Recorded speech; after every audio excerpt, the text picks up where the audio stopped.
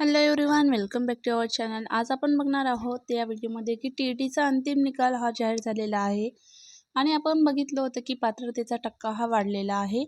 कारण की 23 नोव्हेंबर 2025 रोजी जी महाटेट झाली होती तर त्याचा रिझल्ट हा लागलेला आहे।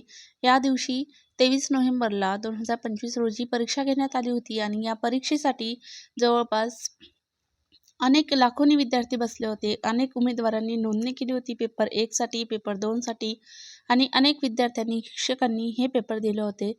परंतु दरवर्षीप्रमाणे नेहमी रिझल्ट हा कमी लागतो, परंतु यावर्षी पात्रतेचा टक्का हा वाढला आहे आणि तो किती वाढला आहे हे आज आपण जाणून घेणार आहोत। यापूर्वीच आपल्या चॅनलवर 1-2 व्हिडिओ हे आपण टीईटी निकालाच्या संदर्भात टाकले होते, तर आवर्जून नक्की बघा ते जेणेकरून तुम्हाला त्याचा अंदाज देखील लागेल की आपण किती टक्के रिझल्ट हा लागला होता। पेपर 1, पेपर 2 त्यामध्ये स्पेशलायझेशन सब्जेक्ट होते, गणित, विज्ञान आणि त्याचप्रमाणे सामाजिक शास्त्र।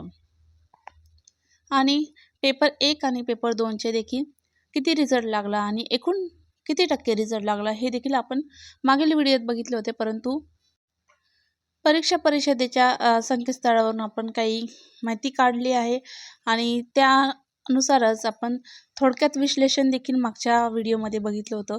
सर्वात कमी निकाल कोणत्या पेपरचा लागला आहे, पेपर 1 किंवा 2 किंवा एकत्रित निकाल हा किती लागलेला होता हे आपण सर्व जाणून घेतलं होतं। परंतु आता या ठिकाणी दिलासा देणारी गोष्ट अशी की राज्यात टीईटी निकालाचा टक्का हा वाढणार आहे। कारण की मुदतीत प्राप्त झालेल्या लेखी निवेदनांवर विषय तज्ञांचे अभिप्राय देऊन अंतिम उत्तरसूची प्रसिद्ध देखील झालेली आहे। आत्तापर्यंतच्या तुलनेमध्ये विक्रमांचा अंदाज देखील लावला गेला आहे। ही न्यूज आलेली आहे बघा लोकमत या न्यूजमधनं की पुणे शिक्षक पात्रता परीक्षेचा टीईटी अंतरिम निकाल महाराष्ट्र राज्य परीक्षा परिषदेने शुक्रवारी जाहीर केला होता। त्यावरून पात्र होणाऱ्या उमेदवारांची संख्या यंदा वाढणार आहे असे दिसत आहे। कारण की आपल्या सर्वांनाच माहिती आहे की सरकारने नियम काढलेला आहे की जे शिक्षकांना टीईटी पास नसेल तर त्यांना सेवानिवृत्त केलं जाईल। म्हणून अनेक शिक्षकांनी, विद्यार्थ्यांनी टीईटी देणे हे फार गरजेचं आहे। ज्याला शिक्षक व्हायचं आहे त्यांनी टीईटी देणं अतिशय महत्त्वाचं आहे आणि पास होणं देखील। सो गेल्या काही वर्षाचा विचार करता टीईटीचा निकाल अवघा 3 ते 3.5% लागत होता। यंदा काहीशी दिलासादायक स्थिती असण्याची शक्यता आहे। कारण की राज्य परीक्षा परिषदेतर्फे राज्यभर 23 नोव्हेंबर रोजी 37 केंद्रांवर टीईटी परीक्षा घेतली। यामध्येच अंतरिम उत्तरसूची 19 डिसेंबर रोजी प्रसिद्ध केली होती आणि या परीक्षेच्या पेपर 1 आणि पेपर 2 प्रश्नपत्रिकेतील कोणत्याही प्रश्नाबाबत किंवा पर्याय उत्तरांबाबत त्रुटी किंवा आक्षेप असल्यास नोंदण्याची मुदत ही 27 डिसेंबर पर्यंत दिली गेली होती। तर मुदतीत प्राप्त झालेल्या लेखी निवेदनानंतर विषय तज्ञांचे अभिप्राय अंतरिम निकाल ऑनलाईन प्रणालीद्वारे उमेदवारांच्या लॉग इनमध्ये उपलब्ध करून देण्यात आलं होतं। त्यावर आक्षेप किंवा त्रुटी नोंदवण्यासाठी 21 जानेवारीपर्यंत मुदत सुद्धा दिली होती, जे की आपण मागच्या व्हिडिओमध्ये देखील बघितलं होतं। सो उमेदवारांना त्यांच्या लॉग इनद्वारे आक्षेप नोंदवता येणार आहे। त्यामुळे अन्य मार्गाने जे आलेले होते तर त्यांचे आक्षेपांचा किंवा अर्जांचा विचार हा केला जाणार नाही असे देखील राज्य परीक्षा परिषदेने स्पष्ट देखील केलेले आहे।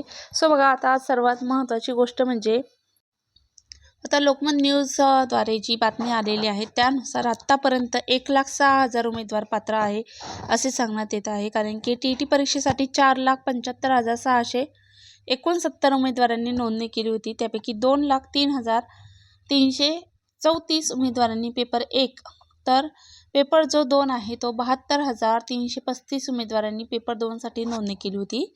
यानंतर 2013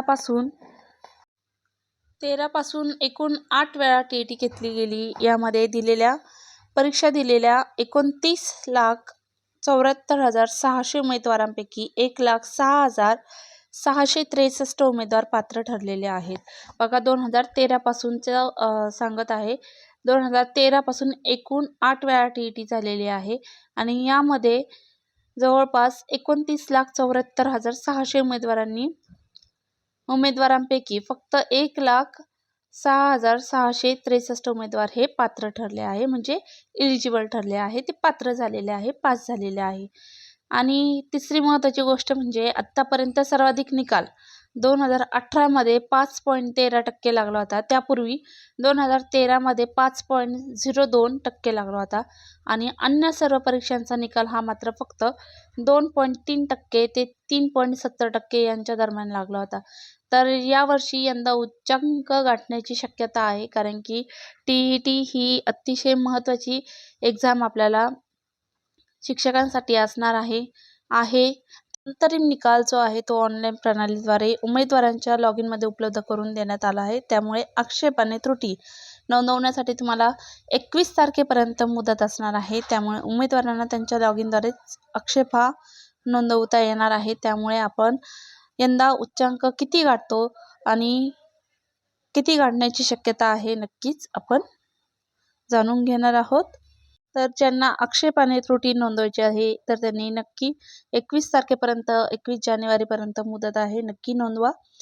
आणि त्याचप्रमाणे हा व्हिडिओ जास्तीत जास्त शेअर करा आणि नक्कीच राज्यामध्ये TETचा निकालाचा टक्का हा वाढायला हवा. मुदत तुम्हाला दिलेली आहे. सो लेखी निवेदनावर विषय तज्ज्ञांचे अभिप्राय आणि अंतिम उत्तरसूची प्रसिद्ध आतापर्यंतच्या तुलनेत विक्रमाचा अंदाज आपण बघितलाच आहे. सो दिलासा देणारी गोष्ट आहे. तर लेखी निवेदन करा आणि जास्तीत जास्त व्हिडिओ शेअर करा. व्हिडिओ आवडला असल्यास लाईक, शेअर आणि सबस्क्राईब करा.